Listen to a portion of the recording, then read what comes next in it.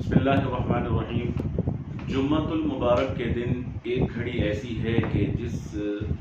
میں کوئی بھی دعا کی جائے تو اللہ تعالیٰ اس دعا کو قبول فرما لیتے ہیں۔ وہ گھڑی کون سی ہے؟ اس کے بارے میں مختلف اقوال ہیں۔ کسی نے کہا شب جمعہ کے اندر وہ گھڑی ہے، کسی نے کہا کہ جمعے کے دن فجر کی نماز کے بعد دعا مانگی جائے تو وہ دعا قبول ہوتی ہے،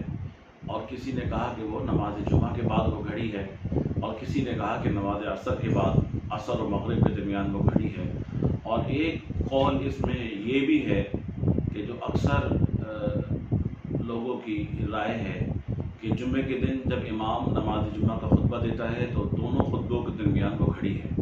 دونوں خطبوں کے درمیان جب دعا مانگی جائے تو اس بات کا خیال رکھا جائے کہ زبان سے دعا نہ کی جائے بلکہ دل ہی دل میں دعا کی جائے، اس لیے کہ یہ وہ وقت ہے کہ جس وقت ہر قسم کا کوئی عمل کرنا، بات چیت کرنا، حتیٰ کہ اگر کوئی برابر میں کوئی کھیل رہا ہے، حدیث میں آتا ہے کہ جیسے کوئی کنکریوں سے کھیل رہا ہے تو اس کو بھی اشارتاً بھی منع نہ کرو، اور وہ وقت ایسا ہے کہ بالکل توجہ کے ساتھ خطبہ سماعت فرمانا چاہیے، اور کوئی بھی ایسا عمل نہ کیا جائے، بات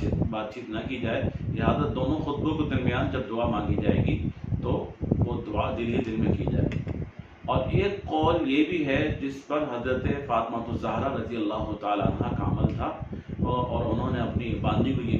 کہہ رکھا تھا کہ مجھے یاد دلا دیا کرو کہ جب جمعے کے دن غروب آفتاب سے پہلے آخری گھڑی آئے تو مجھے بتا دیا کرو، اور وہ دعا کی قبولیت کا وقت ہے۔ اور حضرت فاطمہ الزہرا رضی اللہ تعالیٰ عنہ اس وقت جو ہے وہ دعا مانگا کرتی تھی۔ لہذا غروب آفتاب سے پہلے جمعے کے دن عصر کے بعد اور مغرب سے غروب آفتاب سے پہلے ہمیں یہ چاہیے کہ ہم دعاؤں میں مشغول ہو جائیں۔ تو ایک قول کے مطابق یہ قبولیت کی گھڑی ہے اور اس میں دعا قبول ہوتی ہے۔ خلاصہ یہ ہے کہ جمعے کے دن کا اکثر وقت عبادت میں گزرے، اور جمعے کا دن بڑا مقبول دن ہے، تمام دنوں کا سردار ہے، اور اس دن میں جو بھی موقع میسر آئے، رات کی تاریکی میں بھی، صبح کے اجالے میں بھی، اور شام کے وقت بھی، اور جمعے کی نماز کے بعد بھی، اور اسی طرح عصر مغرب کے درمیان بھی دعاؤں کا اہتمام کرنا چاہیے، اور ان لمحات کو قیمتی بنانا چاہیے۔ اللہ تعالی ہم سب کو عمل کرنے کی توفیق نصیب فرمائے۔